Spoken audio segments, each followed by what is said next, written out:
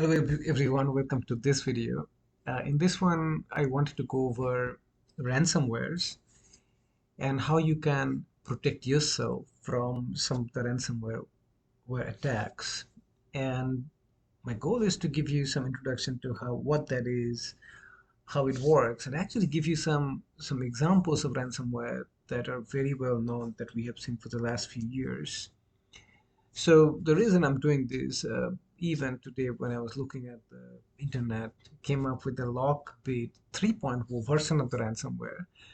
Uh, that the news showed up as if like you were you were at the airport, and all of the kiosks, they are no longer working.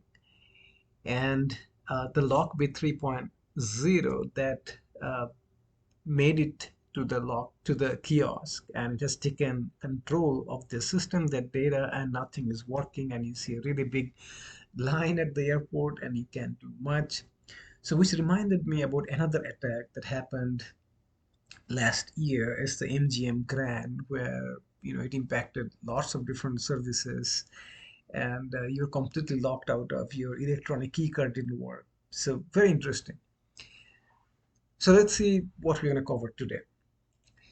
So we're going to cover what is ransomware, and in general, not just LockBit 3.0.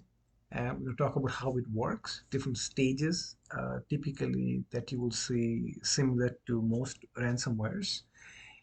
As I said, I'm going to go ahead and give you some examples of the well-known ransomwares that we have seen for the last few years, and end our talk with some mitigating controls that you can implement. So what is a ransomware? So very, briefly, if I have to say it in few words, it's just a malicious software. Someone has written some code and its intent is to do some malicious activity. So typically, what is the malicious activity? Encryption. That's the activity. Okay, that's the primary goal of your ransomware. So if you own some data, let's say you have some really old picture that you have taken 20 years ago. Okay, somebody got access to your drive and encrypted everything. Now you have lost the control and access to the data. And then someone is saying, hey, you need to pay me this amount of dollars before you can actually look at your own data. So think how crazy that is. But that's what it is.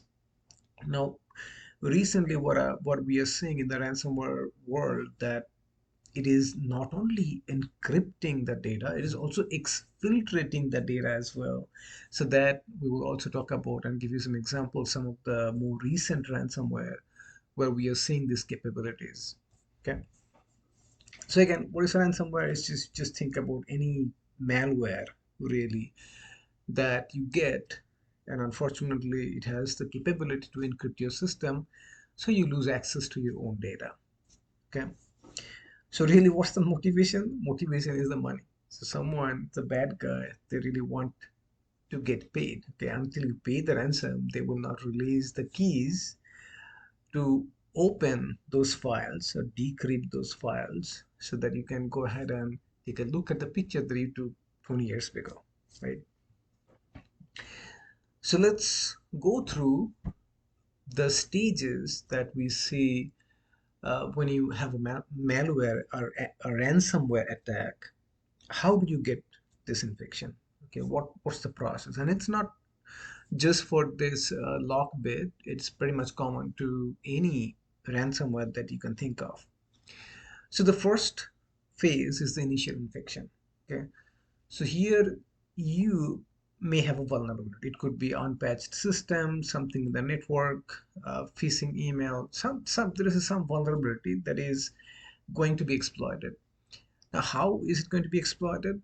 So one could be a phishing email. So that's your social engineering. Someone is sending an email with some links that looks very real and maybe have some enticing, uh, deals. You get 50% off if you buy now, right? Things like that. And you just click on it and you get that tool, the malicious software installed and downloaded to your system.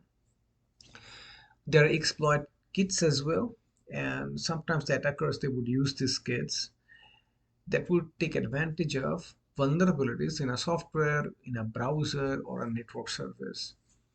Malicious ads, so maybe you are not reading your email, okay, it's not a phishing email, but something showed up, okay, say, okay, hey, your computer got a virus, I have an antivirus program, install it immediately to get that fixed. It may sound like that's very, very, everybody will understand that's not true, and nobody will kick, but trust me, there are still people who would do that, and it's just scare. Some people, they don't know, if they're not in the IT, they might get scared and click on these malicious ads. The other way it can come, maybe you're using a RDP protocol or maybe SSH, and it's open to the internet, so people can come and get access to your system. Now, if you are not using a very strong password, you are not using MFA, those protocols can be brute forced, and someone can get access to your system, install malware, and go from there. Okay, so again, it can come from exploiting any vulnerabilities, but again, the most common one is going to be the phishing email. That's still the number one way that the bad guys are still communicating and sending malwares and distributing them all over the world. So the second phase is execution. So once your ransomware is on the system, it is going to execute. What is it going to execute? It is going to execute its payload. And based on the payload, it can do different things. Okay, one of the very common things the malware would do is to try to privilege escalation. Is going to be the one of the very first thing it will do. So it will try to find the administrative users. Why? Because with more power, they can do more damage, right? So once that's done, they can also look for scanning the entire network to see, okay, I already got access to this system. What about some other systems that are part of the network? Can I go and get access to those systems? So that's the next phase. So once all of this done, then it says, okay, and it's time to encrypt the data. Okay, so now there are different type of encryption that it can do. File encryption is going to be very common, where it is going to go and encrypt a file, and most of this ransomware, they use very strong encryption algorithm like AES, which is a symmetric algorithm, or RSA, which is an asymmetric algorithm. Now, once they do that, you don't have the key, so they keep the key somewhere else, so you don't have access to the key, and once it's encrypted, you lose access to the data. The other thing that they often do, that once they encrypt the data, they also change the file name, and you will see a lot of times those ransomware infected file, they will end with the file name like .lockbit, okay, or .encrypted. And a lot of times these malware, they will also delete shadow copies just to prevent the victim from restoring the system using Windows shadow copies. Okay, that's another thing that will do to make your life harder and more miserable. So once that's done, your encryption, so now it's time for them to ask for the ransom. So typically what happens if it's infected and encryption is done, they will show a ransom note on the victim screen, and that will typically have how to pay. A lot of time they will use cryptocurrencies like Bitcoin to receive the payment and provide you the decryption key. They will have email and everything that the bad guy uh, needs to get paid, right? Typically they will also have a payment deadline, so if you don't make the payment by a particular deadline, you may lose complete access to the data, and you may never be able to recover your data that's now encrypted. Double extortion. So this is something I told you briefly, that some ransomwares which are more advanced that we are seeing these days, they are not only encrypting the data but also filtrating the data.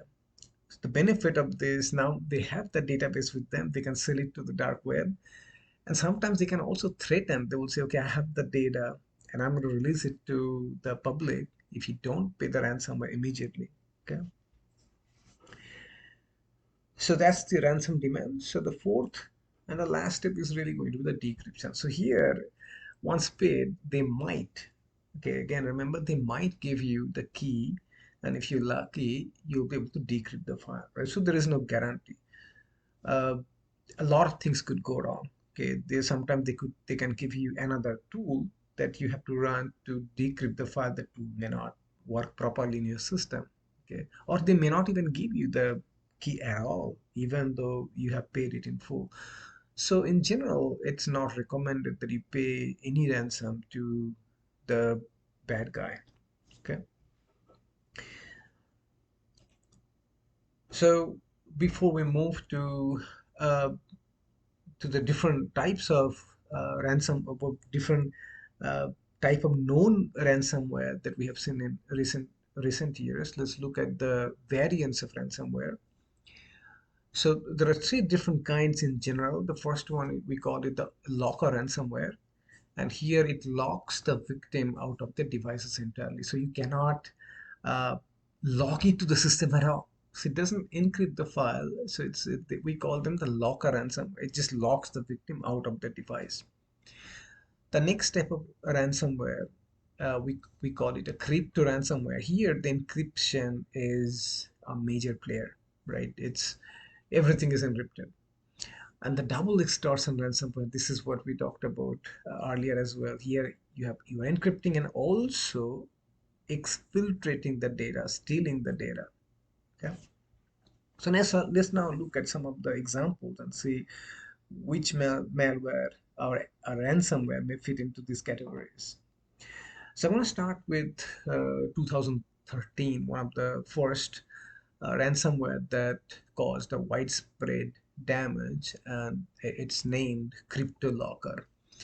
So again, it was first identified in 2013, and it encrypted file on Windows computers. And at that time, it demanded ransom for the decryption. And email attachment, so phishing email, was the mode of delivery, how this ransomware was spread. Okay. And around 2013, it infected over 250,000 systems with significant financial loss. Now let's move to 2016. We have another ransomware. We call it Saber. And Saber was very famous for its evasion technique. Okay, so even though you have antivirus programs, a lot of the antivirus programs could not detect this particular ransomware because of the evasion techniques built into this particular ransomware. And again, it was sprayed via phishing campaigns. Okay. They also demanded the payment in Bitcoin. So let's move to another one in 2016 itself. This one we call it Dharma and sometimes Crisis. Also, it it was sprayed via phishing emails, and it also found exposed RDP port. So that's the port 3389 used in Windows system, and you can remotely connect to the Windows system with this particular protocol. And once Dharma encrypted these files, it appended different kind of extensions to those files as well. Let's move to the next example in 2017. So this is probably one of the most famous ransomware, and you should do your own research on this particular one. And we call it the WannaCry. And it exploited a vulnerability in Microsoft Windows. It's called the Eternal Blue. And it affected hundreds of thousands of computers over 150 countries. Impact: major disruption in various sectors, including healthcare, with the UK's National Health Service being significantly impacted. Now, this one was very, very interesting because the Microsoft, when this happened, Microsoft already released a patch for a particular vulnerability. And this ransomware attack first was identified after 6 months of the release of the patch. So it told the whole world that we are not doing a very good job maintaining and updating our systems. Going to the next example, same now with the WannaCry was first detected in May. Now we move to the Pitaya, a non-Pitaya version of the ransomware. It was identified in June of 2017. This one encrypted the master boot record, and once that's done, your system became inoperable. There was the non-Pitaya version of it. It was more like the same vulnerability that WannaCry exploited, called the Eternal Blue. Okay. Again, here the companies that were infected, including FedEx. Let's move to 2018. There was another one known as Ryuk, and it was used to target large organizations. Okay, and it was used to deliver other malware as well, like TrickBot and Emotet, also encrypted files and demanded very high ransomware. Now come to 2019. Now we have the ransomware that even in 2014 June, it's still at work, and now in 2024, the LockBit version that we are hearing is called the 3.0. Now this is one of the first ransomware that we we see as a ransomware as a service, just like you see software as a service, platform as a service, right? So this time, ransomware service is the very new kind of malware, ransomware that came out, and it uses a very high speed of encryption, and it can spread across the network very, very quickly. So this one affected many different sectors, including critical infrastructure and private businesses, and many have seen significant financial losses and operational disruptions. Same 2019, another ransomware came out called Maze, and Maze was one of the first one where the double extortion was used. So it was not only encrypting the file, it was also exfiltrating the file out of the system. Okay, the very last one that I wanted to look at is the Conti. So Conti was another example of ransomware as a service, very similar to LockBit, and it targeted healthcare, education, and critical infrastructure.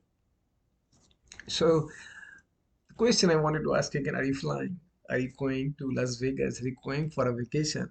So now these days we are seeing that the ransomware, they can cause a havoc problem for you, uh, and hope that you are not in that position, and you are taking the mitigating controls as much as you can so we don't see this.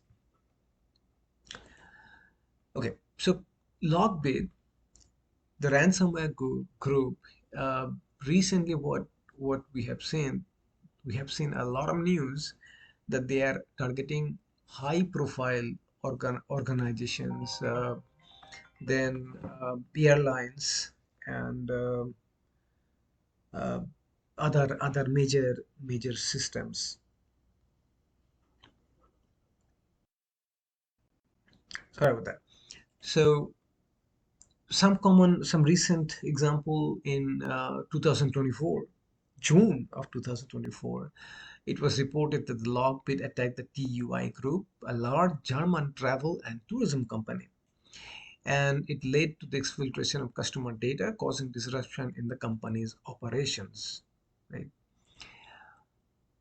Previously, LockBit, it also demanded a 200 million ransom for Boeing after compromising their systems and leaking 43 gigabyte of data. Okay, it was one of the largest ransom demands by LockBit. MGM Grand, I already mentioned this one. It was not LockBit, but it was ransomware. It was a significant ransomware attack, estimated 100 million in losses, and still this is being investigated. And it affected slot machines, restaurant management system, key cards, a lot of different things. So what can you do? So this is not, this is as an organization, what can you do? And also to some extent as an individual, what can you do? So regular backups we all can do, right? We should take backups, and backups should be stored somewhere offline, So if your computer gets infected, your backup is not getting infected. So your backup should be somewhere else, and you should test your backups as much as you can. Secure your network. So as an individual, you can also have an antivirus program. Your firewall, host-based firewall, you can have it. For organization, you should have definitely your enterprise level antivirus, EDR, your firewall, your intrusion detection system, your IPS and intrusion prevention system, everything enabled. So this is also you can do as an individual. Keep your systems up to date. As an organization, have a policy. So it's being done. You automatically update your system, manage your patches. Network security. So this is it's you can still do as an individual, but it's more for the enterprise where you should have a network segmentation. You should be using the least privilege, and you should disable unused services. Like if you are not using HTTP in a server, there's no web service running, so you should disable the port 80, right? Email and web security. So this is also you can enable email filtering, spam filter, and web filtering. There are services that you can buy for the for the for the users of your company. User training and awareness. Now, if you're an individual, you're listening to this video, you're probably gaining some knowledge, and as an enterprise, you should do something like that. It's probably required for most regulations. Phishing awareness, uh, safe online practice, and reporting mechanism. If someone thinks that they are infected, what they should do, how are they going to report that incident? Access control, again, enable multi-factor authentication. This is also you can do as an individual, and as an organization, you should definitely think about this one. Very, very important for everybody in this world, and absolutely have a strong password for the entire organization. As an individual, please do that as well. Incident response plan. As an organization, you should have one, otherwise you would not know what to do, right? It's going to help you prepare and have a dedicated team. If something happens, they will be able to respond to incidents quickly and contain the situation. So this is very important as well. Monitoring and logging. So this is also critical. Without this, you won't know what's going on. You won't get the alert, and you will not be able to do any forensics investigation. You cannot go back in history and look at what had happened. So have some SIEM product, right, like Splunk. Data encryption. So absolutely another one is important. If we have sensitive data, have your encryption at rest and encryption in motion. And finally, what I'll also recommend that have a third-party risk management system available to you. So this is also going to reduce the risk if you're doing business with other third parties. Have a good access control even with them. Management of their devices that's not part of your domain. How do you do all of that stuff? Have a good security audit of your vendors as well. So make sure you have all of that. So in conclusion, what I would like to say that ransomware is a major cybersecurity threat that encrypts victims' data, and it really demands for payment for its release. There are many high-profile attacks. Recently, we have talked about the MGM and Boeing. It highlights a severe impact on businesses. Effective prevention includes regular data backup, robust security measures, and employee training. Despite mitigating controls, ransomware attacks can result in significant financial losses and data breaches, underscoring the need for comprehensive security strategies and swift and incident response plan. So make sure that you understand the risk, make sure you understand how ransomware works, and implement the controls that we talked about. Do your research, have a good incident response team, include a threat intel feed to see if you are in a particular industry, what are the ransomware groups who are targeting your industry, and what kind of controls you should be having to protect yourself. Good luck.